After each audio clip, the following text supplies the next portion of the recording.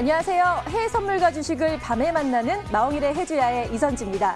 간밤 뉴욕 증시가 혼조세를 보였는데요. 전통주들은 강세를 보였지만 애플의 실적 발표를 앞두고 기술주들이 하락하는 모습을 보였습니다. 하지만 장 마감 이후에 또 애플은 시장의 컨센서스에 부합하는 실적을 발표하기도 했죠. 또한 미 법무부가 이제 중국의 통신장비 업체인 화웨이를 기소하기도 했는데요. 이런 우려 때문에 미중 무역 협상에 좀 걸림돌이 되지 않을까라는 우려도 있었지만 미 재무부 장관 스티븐 무누슨이 긍정적 전망을 예상하면서 이 불안감이 좀 해소하는 모습을 보이기도 했습니다. 이런 기대감 덕분에 코스피 지수는요, 외국인의 매수세에도 힘입어서 2200선을 회복했고요. 코스닥 지수 역시 상승하는 모습을 보였습니다. 이렇게 국제적 이슈도 많고 그리고 코스피와 코스닥 시장도 좀 살아나는 모습을 보이고 있는데 이런 시장 속에서 어떻게 투자해야 할지 고민이 되신다면 저희와 함께 해보시길 바랍니다. 저희는 열린 무료 상담을 하고 있는데요. 자, 번호 02-2077-6252번, 문자는 013-3366-8288번으로 연락을 주시면 저희가 친절하게 상담 도와드리겠습니다. 그럼 이제 마홍일의 해주야 시작하겠습니다.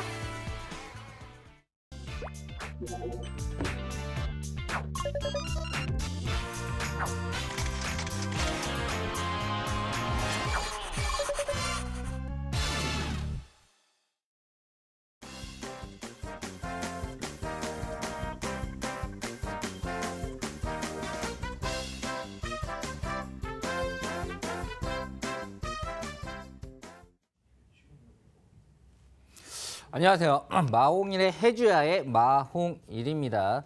자, 무엇보다도 지금 시장이 굉장히 혼조세예요. 네, 해주야 하니까 해외 선물과 주식을 다 보고 있죠. 네, 저도 해외 선물만 하다가 주식도 같이 보면서 이제 같이 여러분에게 종목도 알려드리고 하다 보니까 굉장히 지금 뭐 복잡해요. 이게 어떻게 딱 이게 맞다, 저게 맞다를 확 찝기가 어려운 시장인 것 같습니다. 하지만 그래도 제일 중요한 거는 여러분의 계좌겠죠. 여러분의 계좌가 수익이 나고 빨간색이면 사실 시장이 어떻든지 간에 무슨 상관입니까? 자, 지금 첫 번째 시간은 전차남 전문가의 마테차네, 상당히 꾸준한 수익률 보여드리고 있고요. 그리고 지금 현재 전주에 나왔던 전주에 나왔던 종목도 뭐 손실은 아니고 뭐 수익도 뭐 안 갔지만 뭐 횡보예요. 뭐 나쁘지 않습니다. 시장과 비슷한 모습을 보였습니다. 자, 첫 번째 시간 마테차의 전차남 전문가 소개하도록 하겠습니다.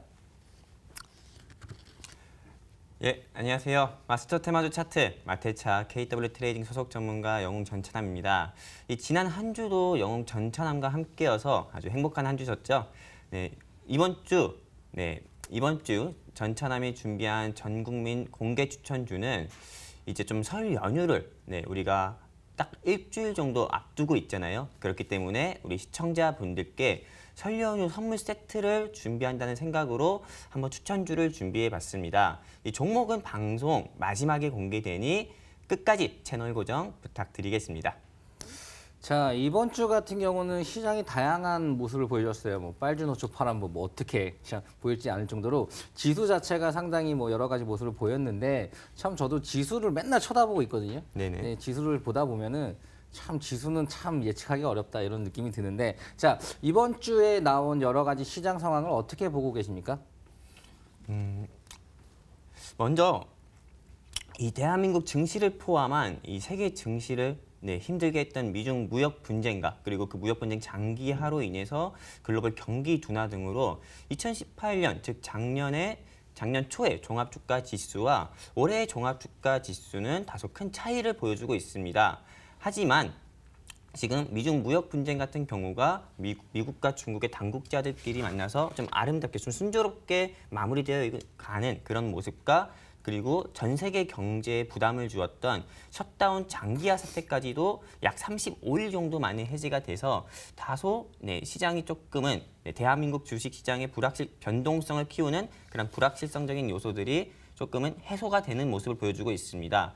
실제로 지난주 코스피 지수만 보더라도, 즉 종합주가 지수만 보더라도 지난주 수요일 2130원에 불과했던 종합주가 지수는 금일 약 3개월 만에 2200을 넘는 그런 모습도 보여주었고 코스닥 역시 700선을 넘어버리는 그런 모습도 보여주어서 이제는 대한민국 주식시장이 어느 정도 안정돼서 좀 공격적인 투자를 해도 된다라는 그런 생각까지 들 정도로 시장이 좀 안정된 모습을 보여주고 이제 또 주가 지수가 좀 추가로 상승 나오지 않을까라는 그런 기대감도 심어줄 수 있는 그런 모습을 보여주고 있습니다. 하지만 제가 이 지난 방송에서도 시청자분들께 말씀을 드렸던 것처럼 2018년의 대한민국 주식시장과 2019년과 다르게 2019년 대한민국 주식시장은 상저하고의 흐름을 보여줄 것 같다 했죠. 그리고 무엇보다도 아직도 이 대한민국 주식시장에서 대한민국 주식시장의 변동성을 키우는 그런 불확실성적인 요소들이 완전히 해소된 부분이 아닙니다. 첫 번째, 미중 무역 분쟁 협상이 아직 마무리된 것도 아니고, 두 번째, 영국의 EU 탈퇴를 의미하는 그런 브렉시트 부결안으로 인한 그런 수정안 등 같은 경우도 아직 제시가 안 되었고요. 그리고 세 번째, 설 연휴 바로 이후에 결산 보고서라고 하는 그런 감사 보고서 시즌이 있죠. 이때는 그냥 세계 증시와 상관없이 대한민국 주식시장이 한 번은 크게 출렁입니다. 그렇기 때문에 저는 아마 3월달, 4월달까지, 즉 상반기 같은 경우는 우리가 조금 공격적인 투자를 하기보다도 안정적인 투자를 하고요. 5월달부터, 즉 하반기 바로 직전인 5월달부터 우리가 조금 공격적인 투자를 하는 게 훨씬 더 낫지 않을까 싶습니다. 자, 매주 여러모로 잘 분석해 주셔서 너무 감사합니다.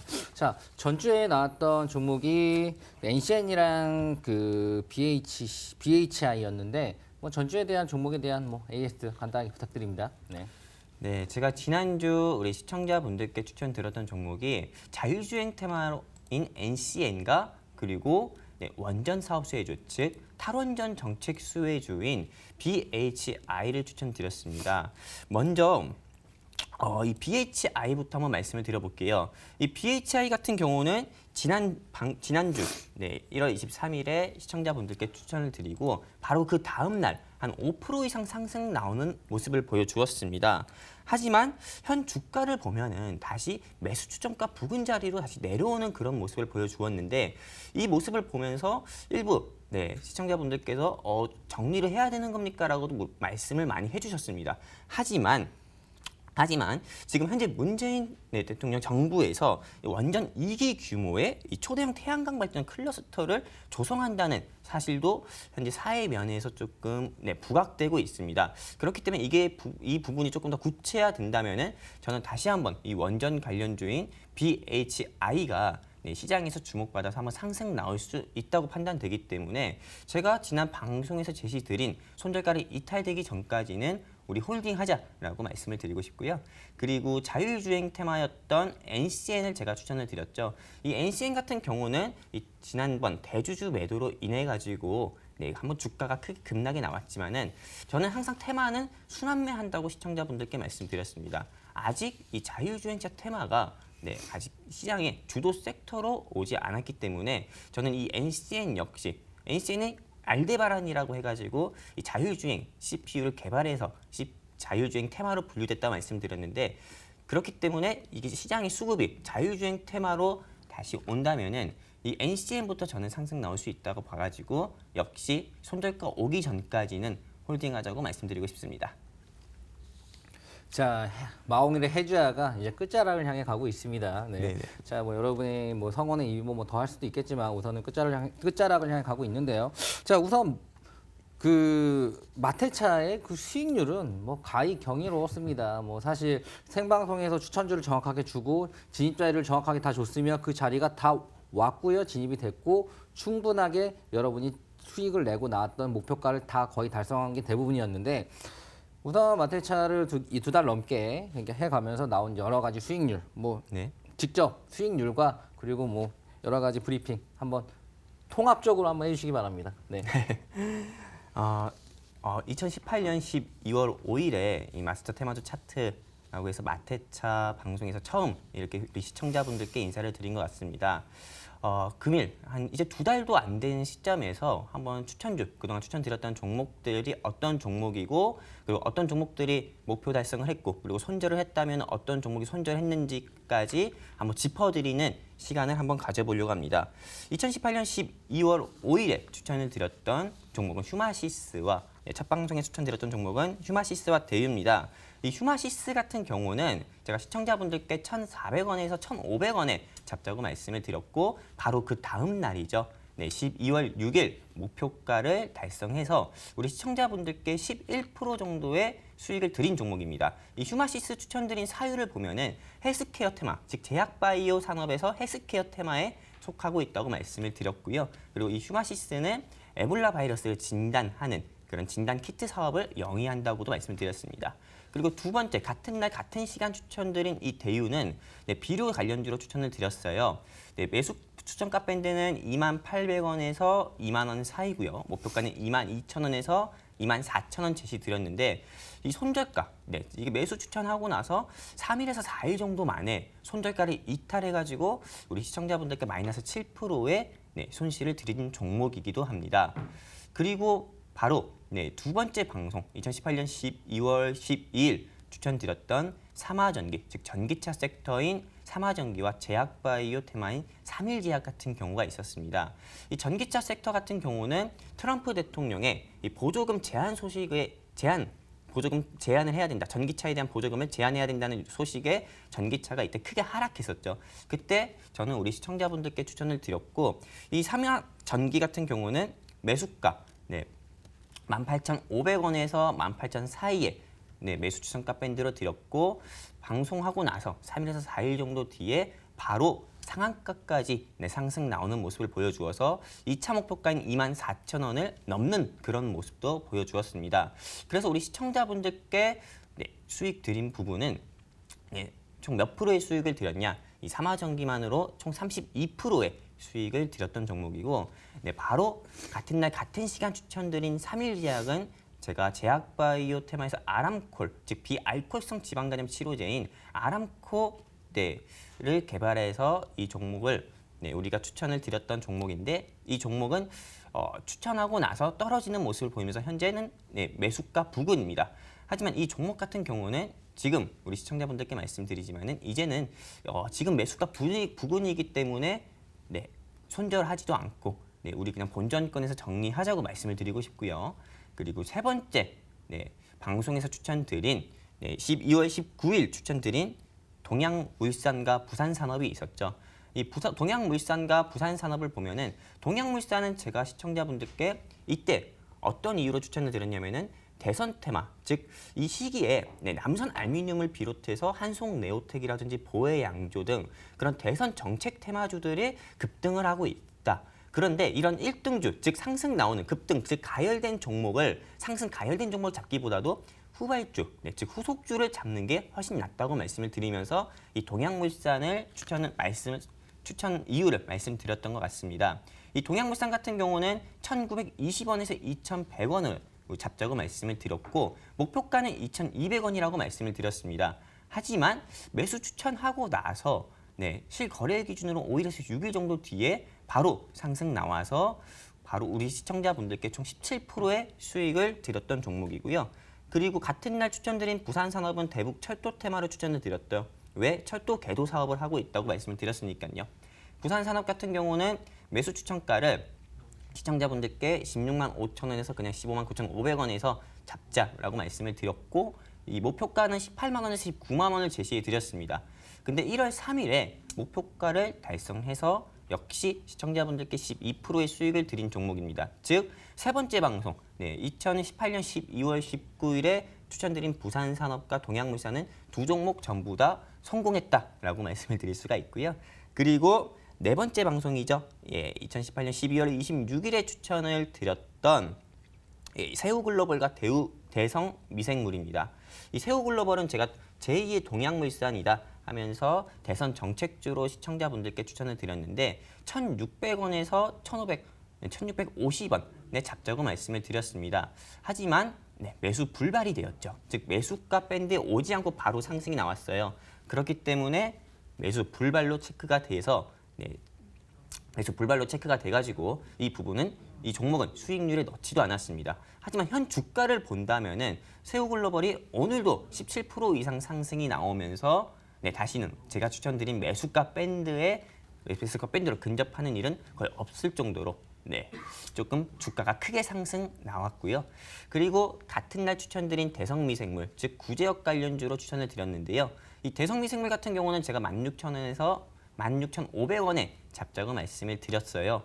하지만 이 대성미생물은 추천하고 나서 네, 한 3일 정도 만에 네, 바로 16% 이상의 상승이 나와서 즉 2차 목표가인 18,900원에서 19,500원을 뛰어넘는 모습을 보여줘서 우리 시청자분들께 16%의 수익을 드렸고요. 그리고 2019년 황금돼지 해를 맞아서 네, 첫 방송이었던 1월 2일에 추천을 드렸던 메디프론과 SY 패널 이 종목은 메디프론 같은 경우는 제가 이제는 우리 제약바이오 테마에서 이제는 항암제 만드는 회사를 보지 말고 치매 치료제 즉 알츠하이머를 개선시키는 알츠하이머 치료제를 만드는 회사들을 봐야 된다고 말씀을 드렸습니다. 그래서 피 한 방울만으로도 치매를 진단하는 그런 키트 사업을 하고 있는 메디프론 보자 말씀을 드렸고 네, 제시해드린 매수가 밴드는 4,560원에서 4,550원 사이 잡정 말씀을 드렸고 목표가는 5,510원에서 5,150원을 제시해드렸습니다. 하지만 1월 22일 바로 목표가를 달성하는 모습을 보여주어서 이 종목으로도 시청자분들께 13%의 수익을 드렸고요. 하지만 같은 날 추천드린 SY 패널은 바로 추천하고 나서 그 다음 날 BW라고 해서 신주 부사건 사채 발행 공시를 코스닥 거래본부로부터 조회 공시 요구를 받아서 바로 하락 나오는 모습을 보여주어서 제가 제시해드린 손절가 5,300원을 이탈하는 모습을 보여주어 바로 마이너스 5%에서 손절되는 그런 모습을 보여주었습니다. 지금 전반적으로 보면 지금 바로 그 주에 안 오르더라도 나중에 오르는 경우가 참 많았단 말이죠. 네네. 그렇다면 참 가치 투자적으로 스윙적으로 봐도 상당히 다 괜찮은 종목이었던 것 같고요. 자, 뭐 추가적으로 더 설명해 주시죠. 예, 그리고 이어서 말씀을 드리면은 1월 9일 추천을 드렸던 지능기업과 원익큐브죠. 이 지능기업 같은 경우는 대선 정책주이면서도 문재인 행정부의 공약인 뉴딜 정책, 즉 도심 재생 정책 수혜주라고도 말씀을 드렸습니다. 이 지능기업은 제가 시청자분들께 2,070원에서 1,950원의 잡정을 말씀을 드렸고 목표가는 2,190원에서 2,300원이라 말씀을 드렸습니다. 하지만 추천하고 나서 실거래 기준으로 5일에서 6일 정도 만에 1월 22일에 목표가 달성해서 총 15%의 수익을 드렸고 같은 날 추천드린 원익큐브는 이 은나노 와이어 사업을 하고 있다 해가지고 제가 폴더블 관련주로 추천을 드렸죠. 이 원익큐브 같은 경우도 마찬가지로 추천하고 나서 목표 달성을 해가지고 총 목표가인 2,700원에서 2,900원을 제시해 드렸는데 목표가를 달성하는 모습을 보여줘서 시청자분들께 총 16% 수익 드렸습니다.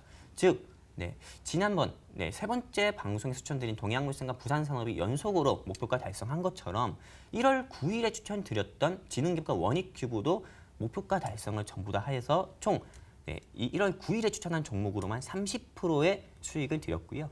그리고 그 다음 주인 1월 16일에 추천드렸던 고려제약과 남성 같은 경우도 고려제약은 7,150원에서 7,050원에 추천드렸고 메디프론과 똑같은 치매 관련주로 추천을 드렸죠. 뉴로메드를 개발한다고 해가 뉴로메드를 개발했다고 해서 치매 관련주로 추천을 드렸는데 이 고려제약 역시도 제가 제시드린 목표가 8,200원에서 8,400원을 도달해서 시청자분들께 18%의 수익 그리고 남성은 자율주행차 테마로 추천을 드려서 시청자분들께 9% 수익을 또 드렸습니다. 그리고 지난주 추천드렸던 NCN과 BHI 같은 경우는 현재 매수가 부근으로 현재 홀딩 진행 중인 상태입니다. 그래서 시청자분들께 총 지난 한 2달도 안 되는 시간 동안에 한 147%의 그런 수익을 드리는 모습도 보여줬습니다. 이상입니다. 네, 뭐 사실 이게 굉장히 중요한 거예요. 이거 뭐지 내가 진입을 안 하는 분들은 뭐지 뭐 이렇게 길어라고 느낄 수 있겠지만 저는 기다렸습니다. 왜냐하면 중요한 거니까. 자, 지금 마테차가 대단한 이유는 그거예요.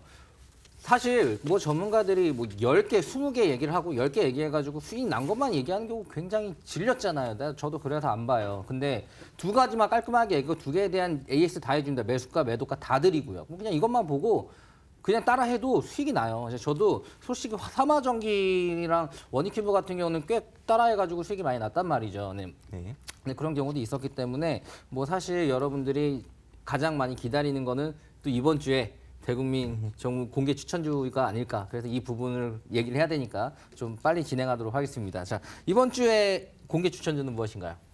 예, 시청자분들께서 많이 기다리셨을 것 같습니다. 제가 이번 주 전차남 전국민 공개 추천주는 시청자분들을 위한 설날 선물 세트를 드린다고 생각해서 네, 준비했다고 말씀드렸습니다. 이번 주 제가 준비한 전차남 전국민 공개 추천주는 폴더블 관련주인 파인텍 그리고 중국 춘절이죠. 우리나라에도 명절이 있듯이 중국에도 명절이 있잖아요. 그 중국 명절을 춘절이라고 하는데 그 춘절 수혜주인 제로투세븐을 준비했습니다. 먼저 제가 파인텍부터 우리 시청자분들께 말씀을 드리겠습니다. 이 파인텍 같은 경우는 이 삼성 디스플레이의 폴더블 디스플레이용 본딩 장비를 개발했다는 사실에 폴더블 관련주로 부각이 됐습니다. 이 오는 2월 20일, 네, 다음 달 2월 20일 갤럭시 S10 언팩 행사가 있다고 합니다. 이때 이 삼성전자에서 갤럭시 F라고 해가지고 폴더블 폰을 네, 얼핏 좀 사실 좀 어느 부분적으로 공개한다고도 합니다. 그리고 2월 25일에는 MWC 모바일 네, 월드 콩그레스라고 해서 MWC 일정이 있어요. 스페인 바르셀로나에서요. 이때 폴더블 폰이 다시 한번 또 네, 공개가 돼서 전 세계를 뭐 놀래킬 거다라고도 하는데 제가 원익큐브를 말씀드렸을 때도 그렇죠. 폴더블 폰이 나오고 나서 그 관련주를 잡으면 늦어요. 네, 그렇기 때문에 폴더블 폰이 나오기 전에 삼성전자에서 계속 뉴스를 내서 그거에 대한 이슈를 네, 만들 거기 때문에 지금부터라도 폴더블 관련주는 꼭 하나 잡아야 되는데 원익큐브 같은 경우는 이미 현 주가를 보면은 제가 제시해드린 목표가를 뛰어넘었기 때문에 원익큐브를 다시 사는 것보다도 저는 같은 폴더블 관련주 중에서 이 파인텍을 시청자분들께 추천을 드리고요. 그러면 이제 이 파인텍을 좀 정리해서 한번 말씀을 드려보도록 하겠습니다. 이 파인텍 매수가 밴드는 네, 2,700원에서 2,550원 2,700원에서 2,550원에 매수하자고 시청자분들께 말씀드리고 싶고요. 그리고 이 목표가 같은 경우는 1차 목표가와 2차 목표가로 제시해드리겠습니다. 1차 목표가 같은 경우는 네, 2,900원에서 3,000원을 제시하고요. 그리고 2차 목표가 같은 경우는 네, 3,200원에서 3,500원 제시하고 또 손절가 같은 경우는 2,420원을 제시해서 우리 폴더블 관련주인 파인텍 매매하는 데 있어서 좀 리스크 관리하도록 하겠습니다. 그리고 두 번째 네, 두 번째 추천주 바로 들어보도록 할게요. 네. 네, 그리고 두 번째 제가 우리 시청자분들께 추천드리는 종목은 중국 춘절 수혜주인 제로투세븐입니다. 보통 이 중국의 춘절은 우리나라의 명절과 다르게 일주일 정도나 된다고 합니다. 하지만 옛날과 다르게 네, 고향에 가기보다도 조금 우리나라는 일본으로 좀 관광 가는 그런 중국인들도 많아졌다고 합니다. 이게 보통 이 중국 춘절 수혜주라고 하면은 네, 뭐 한국 화장품이라든지요, 한국 화장품 제조라든지 면세점 관련주인 뭐 하나 갤러리아 타임 또는 신세계 INC만 생각할 수 있는데요. 저 같은 경우는 이 제로투세븐, 즉 남들에게 잘 알려져 있지 않은 종목을 좀 춘절 수혜주로 네, 가져오게 됐습니다. 그럼 이제 추천 사유로 한번 말씀을 드릴 건데 이 제로투세븐 같은 경우는 과거 저출산 정책주로 네, 제로투세븐 자체가 영유아 용품을 만드는 회사입니다. 그래서 과거 이 저출산 정책주로 분류가 돼서 주가는 10,000원에서 20,000원 사이까지도 올라갔던 종목인데요. 이 제로투세븐 같은 경우가 개발한 유아동 스킨케어 브랜드가 있습니다.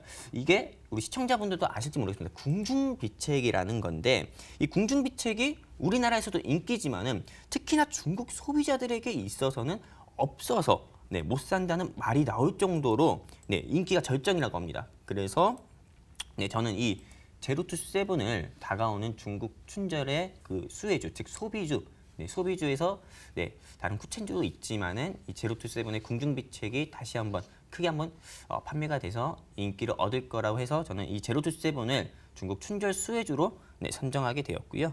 이제 한번 매수가를 한번 시청자분들께 말씀을 드려보도록 하겠습니다. 매수가는 좀 보수적으로 잡도록 하겠습니다. 제로투세븐 같은 경우는 매수가 7,150원에서 네, 7,150원에서 네, 7,050원으로 설정을 하겠고요. 네, 현 주가는 7,250원입니다. 하지만은 그냥 매수가 밴드 않으면은 매수하지 마시고요. 그리고 목표가 같은 경우는 제로투세븐은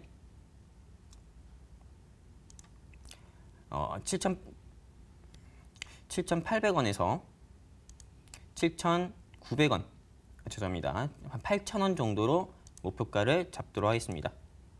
그리고 손절가 같은 경우는 매수가 대비해서 마이너스 6%에서 7% 정도 부근인 6,600원 정도로 설정해서 우리 이 제로투세븐 매매하는 데 있어서 좀 리스크 관리하도록 하겠습니다.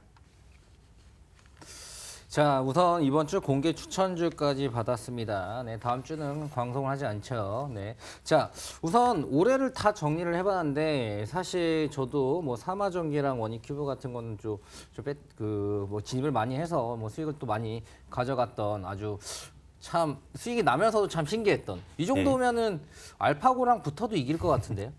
네, 마타체랑 알파고랑 붙어도 이길 것 같다는 생각이 드는데 아무튼 무엇보다도 꾸준하게 여러분에게 수익을 드렸던 마테차였습니다. 자, 2부 시간에는 똑같이 요 자리에서 또 2부 시간에도 계속 지속적으로 이어지니까요. 여러분들 계속 시청해 주시기 바랍니다. 네, 감사합니다.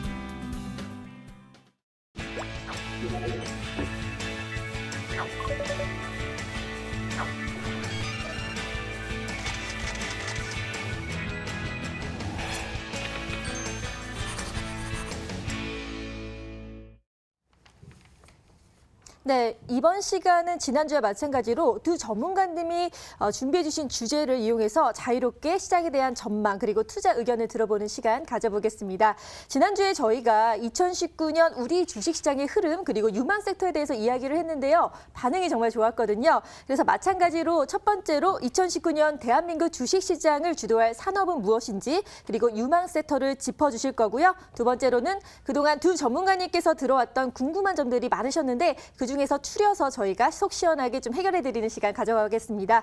먼저 올해 주식시장을 주도할 전망 어떤 게 있는지 마홍일 대표님 먼저 좀 살펴주시면 좋을 것 같습니다. 네, 저는 원래 여러 가지를 보지 않아요. 하나만 팝니다. 네, 한 놈만 팬다. 네. 뭐 이런 건데, 뭐 저는 헬스케어죠. 그냥 자나 깨나 헬스케어예요. 헬스케어인데 헬스케어도 종류가 많다 그랬죠. 구글에서는 뭐 렌즈를 만들어서 시력을 개선하고 마이크로소프트에서는 진짜 약간 클라우드 시스템 뭐 여러 가지 이제 사람들의 그런 뭐 블록체인이랑 비슷한 건데 뭐 그런 사람들의 그 건강을 관리해주는 시스템적으로 가고 또 애플 같은 경우도 이제 헬스케어 이런 하드웨어 뭐 내 건강을 체크하거나 심박수 체크하거나 하는 그런 핸드폰과 연관된 하드웨어적인 부분을 헬스케어 한다 이런데 제가 여기서 좀 더 구체적으로 헬스케어로 들어간다면 약간 줄기세포 분야, 근데 줄기세포 라인이 상당히 파급력이 전 세계적이고 신약 하나가 나오는 영향력이 엄청나다고 생각을 합니다. 그 부분에 대한 자세한 내용을 들어가면 2시간, 3시간, 10시간 해도 부족해요. 그래서 여러분에게 말씀을 드리는 거는 종목. 사실 전주에 나왔던 제가 헬스케어에서 뭐 메디포스트랑 또 네이처셀 라인을 얘기를 하고 나서 네이처셀 같은 경우는 20% 이상 급등을 했었거든요. 뭐 사실 어떤 신약이 나올 거다라는 기대심 하나로도 주가가 이렇게 폭등하는 게 사실 이쪽 줄기세포에 관련된 시장인데 사실 신약이 신약이 어느 정도 임상 실험을 1상, 2상, 3상 성공했다는 거 하나만으로도 이렇게 올라가는데 많이 시판이 되고 전 세계적으로 뭔가 호평을 얻는다라는 말 한마디, 기사 하나 뭐 CNBC, 제가 지금 감기가 걸려가지고 좀 몸이 안 좋은데 여러분 부분은 좀 이해해 주시고 그것보다 종목이 중요한 거니까 줄기세포 관련주들은 사실 메디포스트, 네이처셀, 오늘 할 파미셀 뭐 이런 부분들은 전부 다 급등 여력이 많이 있고요. 이 부분에 대해서 기대심이라는 건 시장이 꼭 뉴스가 나오기 전에 기대심만으로도 올라가는 게 주식시장이기 때문에 그 기대심만으로도 상당히 많이 올라갈 수 있고요. 수급도 한 번 더 분석해서 오늘도 유망 섹터는 헬스케어고 줄기세포인데 여기서 어떤 종목을 좀 더 깊게 봐야 되는지까지 오늘 알려드리도록 하겠습니다. 네. 네, 2019년 주목할 sek터 지금 헬스케어로 말씀해 주셨는데요. 지금 잠깐 종목 언급해 주셨는데 다시 한번 자세히 짚어보기로 하죠. 네, 지금 뭐 다 짚나요? 네, 자, 네. 뭐 사실 이게 생방송이다 보니까 그 전에 미리 뭐 리허설 같은 거 안 해요. 그래가지고 뭐 오는 거 바로 답하도록 하겠습니다. 자, 첫 번째 종목은 오늘 짚을 종목은 파미셀인데. 파미셀 같은 경우는 사실 제가 지금 줄기세포에 관련된 사업을 하고 있어요. 뭐 사실 뭐 전문가라기보다 사업가인데 사업을 하면서 많은 사람들과 이야기를 나누고 또 막 박사님들과 나눠보면은 파미셀은 무엇보다도 기술력은 확실하지 줄기세포 분야에서 상당히 오래된 기업이고요. 그래서 파미셀 하면 다 인정합니다. 네, 인정 안 하는 경우가 없어요. 뭐 사람마다 좀 호불호가 갈리지만 파미셀에 대해서는 호불호가 좀 안 갈리는 그런 부분이고요. 자, 수급을 봐보면은 우선은 1월 달러 외국인들의 매수세가 상당히 강했어요. 뭐 외국인들의 매수세가 상당히 강했고요. 지금은 외국인들의 매수세가 좀 바뀌면서 기관의 매수세가 또 들어왔고요. 뭐 외국인들도 사고 팔고 이렇게 하지만 무엇보다도 지금 전반적인 매수세 자체가 좋다라는 부분. 뭐 그냥 가격이 제가 이제 여기 말고 또 다른 데서 이제 좀 여러 가지 설명을 하는데 파미셀을 이야기하고 나서 40% 가까이 또 올랐거든요. 뭐 현재 가격으로 치면은 좀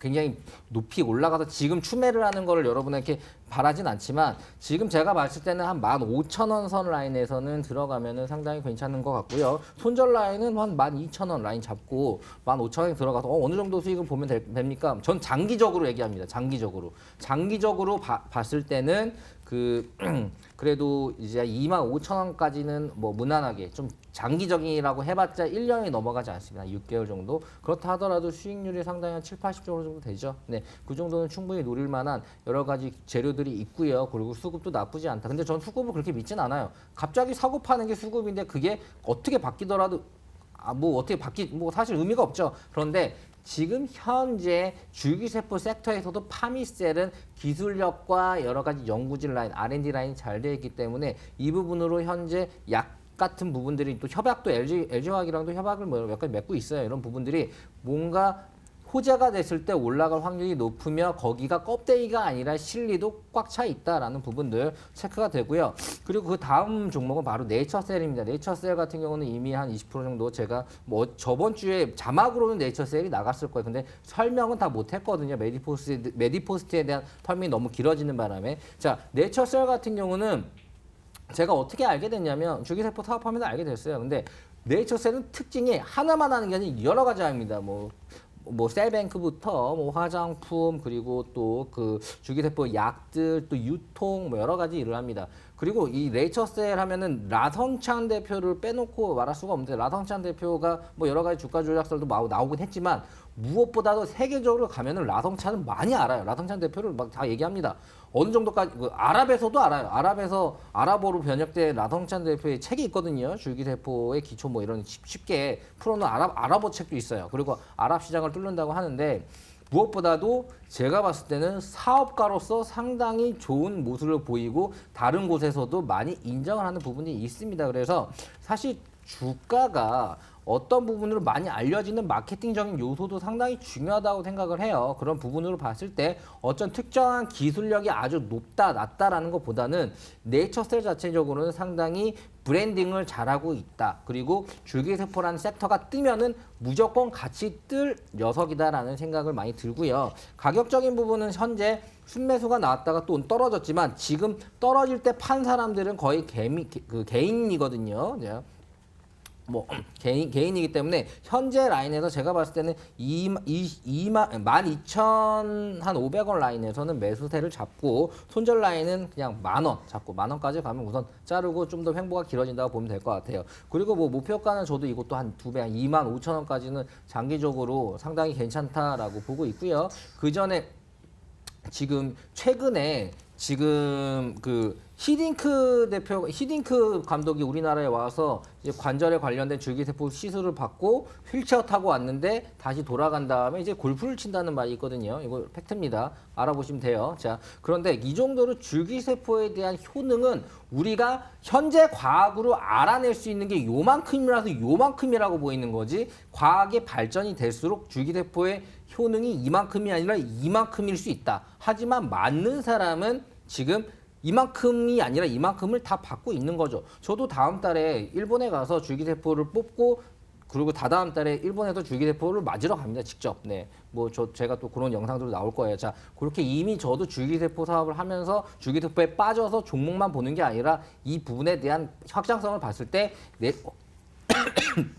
줄기세포가 섹터가 관심을 받고 수급이 들어온다면은 무엇보다 그 대표 주자인 네이처셀 그리고 파미셀은 또 같이 움직일 거다. 그리고 현재 신약적인 부분들의 얘기가 들어가면 너무 길어지니까 그 부분을 빼고 놔더라도 브랜딩적으로 상당히 해외적으로도 힘이 있으며, 그리고 파미셀 같은 경우는 무엇보다 기술진이 좋다. 그리고 네이처셀은 브랜딩이 좋다. 이렇게 여러분들이 이해하시고 이 섹터는 좀 진입을 한다 하면 좀 길게 들고 가는 거 좋을 것 같습니다. 여기까지 하도록 하겠습니다. 네, 주목할 유마 섹터로 헬스케어, 그중에서도 파미셀과 네이처셀 두 가지 종목 모두 다 공통점이 줄기세포 관련주기 때문에 더 기대가 되는데요. 앞으로 지켜보겠습니다. 이번에는 전찬환 전문가님의 의견을 좀 들어볼까 하는데요. 전문가님, 올해의 유마 섹터 어떤 게 있을까요? 저 역시 다른 뭐 전문가들은 뭐 유망 섹터라고 해서 전기차 얘기하고 뭐 드론 얘기하고 또 뭐 대북 섹터 얘기하고 제약바이오 얘기할 수 있는데, 저 역시 외길로 이 전기차 섹터가 2019년에 가장 크게 유망할 섹터다라고 다시 한번 지난주 방송에 이어 다시 한번 말씀드리고 싶습니다. 이 2018년엔 남북경협 섹터가 크게 시장을 좀 주도한 테마였어요. 즉 부산 산업만 보더라도 2018년 1월 달부터 2018년 5월 달까지 즉 5개월 사이에 500% 이상의 상승을 나오는 모습을 보여주었거든요. 근데 이 올해 들어서 이 대북 테마 같은 경우는 예전 작년과 다르게 크게 상승 나오는 모습은 계속 보여주고 있지 않죠. 그리고 특히 2019년 1월 달부터 이 규제 샌드박스라고 해가지고 회사의 신제품이나 그리고 서비스가 국민의 생명과 안전에 위협되지 않는 경우 기존 법령이나 규제에 상관없이 먼저 시장에 진출해서 출시할 수 있도록 그런 지원하는 제도를 시행한다고 합니다. 즉 쉽게 말해서 4차 산업으로 분류가 된다고 하면은 그런 4차 산업혁명이 4차 산업으로 분류되는 그런 산업들이 국민의 생명과 안전에만 위해되지 않는다고 하면은 먼저 출시할 수 있도록 지원을 해준다는 거죠.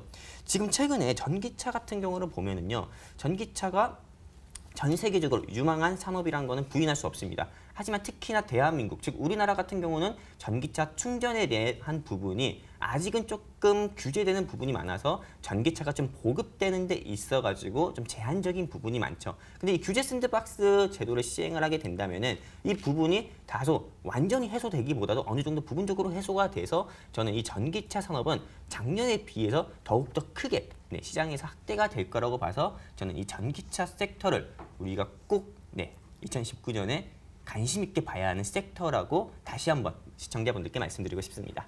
네, 그럼 궁금해지는데요. 전기차 섹터 중에서 어떤 종목을 좀 주목해야 할까요?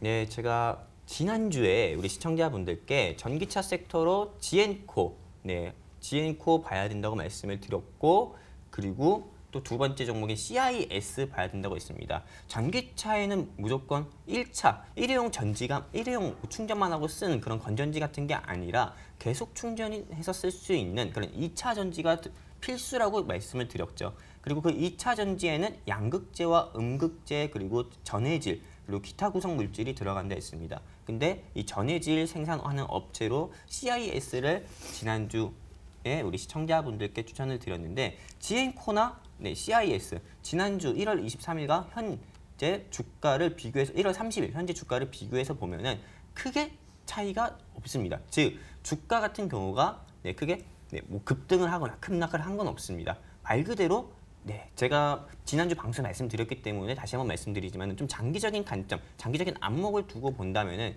저도 이 지앤코나 이 CIS 같은 경우는 우리가 쉽게 20%에서 30% 이상 수익을 내고 나올 수 있다라고 저는 자신 있게 말씀을 드리고 싶고요.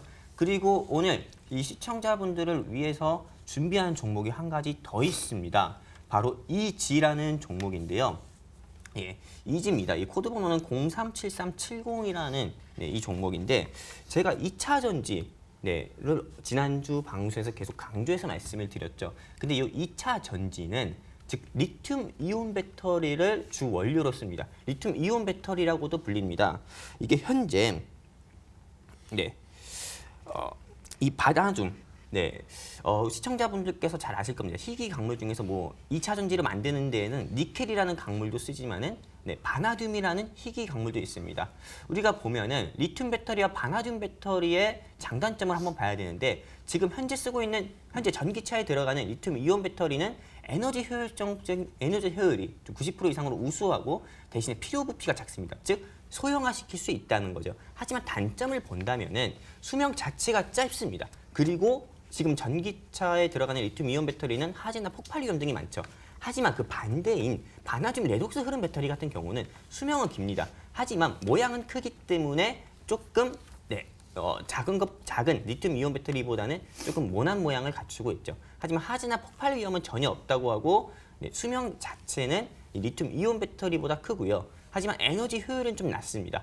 지금 이 현행법상 대한민국 현행법상 신재생에너지 법에서 보면은 현행법상으로는 리튬 이온 배터리로밖에 쓸 수가 없습니다. 하지만 미국과 일본, 중국을 비롯한 그런 선진국 같은 경우는 먼저 지금 이 바나듐 산업을 규제를 풀어가지고 바나듐 배터리를 키우려고 하고 있습니다. 왜? 앞으로는 미래 자동차는 디젤이나 그런 가솔린이 아니라 전기차, 수소차가 미래 자동차로 자리 잡을 거기 때문에 지금 이 바나듐 배터리 산업을 크게 키우고 있기 때문에 곧 이 대한민국 정부 같은 경우도 이제는 법을 개정해서라도 이 바나듐 배터리 산업을 키울 수밖에 없다고 저는 생각해서 이 바나듐 배터리 관련주인 많습니다. 뭐 DST도 있고 KC코트렐도 있고 이지도 있는데 이 DST 같은 경우는 구코리드라는 회사를 사명을 가졌던 회사인데 이 회사는 좀 부실합니다. 그렇기 때문에 이 회사는 추천드리지 않고 저는 이지로 우리 시청자분들께 좀 중기주로 추천을 드리고요. 이지가 그러면은 왜 이 바나듐 관련주로 분류가 되는지 우리가 한번 봐야 되는데 이 이지 같은 경우는 이 자회사가 이 바나듐 관련 그 촉매 필터를 조금 바나듐 관련 촉매 필터를 개발하고 또 이거를 조금 개발하는 사업을 영위하고 있다고 해서 바나듐 관련주로 분류가 돼 있었고요. 특히나 그리고 이지는 복합 테마이죠. 어떤 복합 테마입니까? 수소차 테마이기도 하면서 그리고 대선 정책 테마이기도 합니다. 즉, 이 이지 같은 경우는 우리가 굳이 바나듐 배터리 관련주로 보지 않는다고 하더라도 수소차 또는 대선 정책주로 분류돼서 시장에서 다시 한번 상승 나올 수밖에 없다. 상승 나올 수 있다라고 말씀드려서 이 이지를 저는 이번 주 전차남 중기주로 선정하게 되었습니다. 네, 유망세터 전기차 중에서도 바나듐 배터리랑 연관이 있는 이주에 대해서 추천을 해주셨습니다. 그럼 이번 시간에는요, 시청자분들이 보내주신 질문들 중에 5개를 선정해서 보여드리도록 하겠습니다. 네, 화면으로 먼저 소개해드리겠습니다. 첫 번째 질문인데요. 애플 주가가 대한민국 종합주가지수에 영향을 많이 주나요? 라는 질문 주셨습니다. 두 번째입니다. 수소차의 향후 전망은 어떨까요? 질문 주셨네요. 세 번째입니다. 주식시장이 하락장일 때 대안투자로 해외 선물은 선물은 어떤가요? 라는 질문 주셨습니다. 네 번째입니다. 요즘 핫하죠. 남북 경협세터의 주가 방향성이 궁금합니다. 라는 질문이네요. 마지막이네요. 2019년 헬스케어 산업의 전망은 어떤가요? 라는 질문입니다. 네, 이렇게 5가지 질문이 들어왔는데요. 자, 이 중에서 첫 번째 질문 마홍일 대표님께서 좀 대답을 해주시죠. 자, 애플 주가, 저희 주가 지수에 좀 영향을 많이 미치나요? 자, 제가 지수는 7년 동안 매일 받고 전 세계 지수 다 받고 자고 일어나서도 보고 맨날 보는 게 지수예요. 왜냐하면 저는 해외 선물로 유명한 사람이니까요. 해외 선물 자체가 지수의 영향, 지수를 투자하는 게 있기 때문에 또 지수는 많이 보는데, 자, 애플 주가가 뭐 종합주가 지수에 영향을 주냐?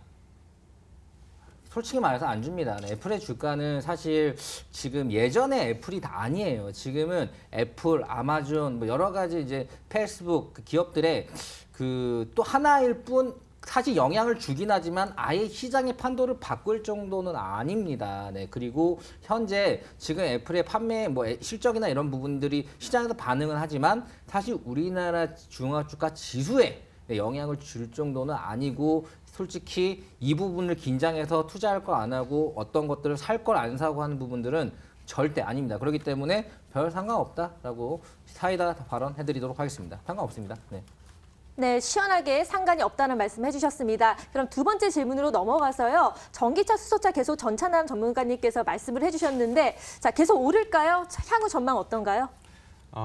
저는 이 수소차 테마 같은 경우는 즉 가열 테마, 지금 이 시장에서 대한민국 주식시장에서 가열 테마로 보고 있습니다. 왜 수소차 테마로 분류되는 종목들이 단기간, 즉 일주일 사이에 최소 30%에서 50% 이상 상승 나오는 모습을 보여주었거든요. 그렇기 때문에 지금 수소차 테마는 가열 테마고 우리가 매수하면 안 되는 테마라고 말씀을 드리고 있습니다. 물론 최근에 3거래일 정도 하락 나오는 모습을 보여주었습니다. 왜냐하면 단기 상승에 따른 차익 매물로 보여지고 있거든요.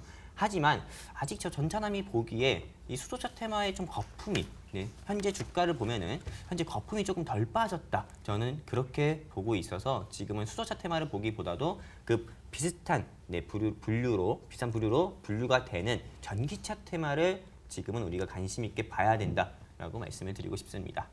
네, 수소차보다는 전기차를 좀 추천해 주셨습니다. 세 번째 질문은요. 주식시장이 하락장일 때 대안투자로 해외 선물은 어떤가요? 라고 말씀하셨는데요. 자, 마 대표님, 매도 매수 다 되니까 더 좋을 것 같긴 해요. 어떻게 보시나요? 네, 이거는 제가 뽑았어요. 네, 딱 제 질문이죠. 네. 네, 그래가지고 뽑았는데, 뭐 이거는 제가 그냥 솔직하게 말씀드릴게요. 좀 작년에 이제 사실 이 해외 선물 투자를 병행을 추천한 분들이 집 받고 차 바꾼 거 참 많이 봤습니다. 네, 그만큼 해외 선물 투자는 하락장이 나올 때 상당히 필요한 거예요. 그러니까 내가 자산이 1,000만 원이다. 뭐 1,000만 원이라고 할게요. 100만 원을 가지고만 해도 이게 1,000만 원이 돼요. 네, 제가 해외 선물을 잘 하면요. 뭐 어렵게 할 필요가 없습니다. 지금 제가 생각했을 때는 시장 자체는 많이 흔들릴 거라고 보고요. 점차적인 하락을 일부 보일 거라고 봅니다. 단기적으로는요. 뭐 장기적으로는 오르겠지만 단기적으로 몇 달간은. 자, 그렇다면 그때 떨어지는 거에 살 수 있어요. 따라 떨어지는 거를 진입할 수 있습니다. 네. 자, 그렇다면은 떨어지는 거를 나스닥이나 이런 나스닥 같은 거에 떨어지는 거를 살 수가 있기 때문에 떨어지는 거를 사는 거죠. 떨어지는 거를 사서 그냥 놔두기만 해도 100만 원, 100만 원 좀 적죠. 한 1,000만 원만 사더라도 사실 이게 2천만 원, 3천만 원 되기가 상당히 쉬운 구간이라고 보고요. 기존에 했던 그런 주식을 굳이 하면서 같이 하더라도 전혀 지장이 없으면 단순하게 접근, 그냥 떨어지는 거에 진입하는 거, 이런 부분만 갖고 가도 상당히 좋은 전략이고요. 지금 상황에도 딱 맞는 전략인 것 같습니다. 해외 선물 무조건 하세요. 저한테 물어보시면 됩니다. 저 검색하면 나와요. 네, 여기까지 하도록 하겠습니다. 네, 해외 선물 하시기를 적극 추천하신다는 말씀으로, 자, 시청자 질문은 오늘까지는 좀 마무리를 하고요. 다음에 시간이 되면 다시 이어서 하도록 하겠습니다. 그러면 이제 화면으로 정리하고 다시 돌아오겠습니다.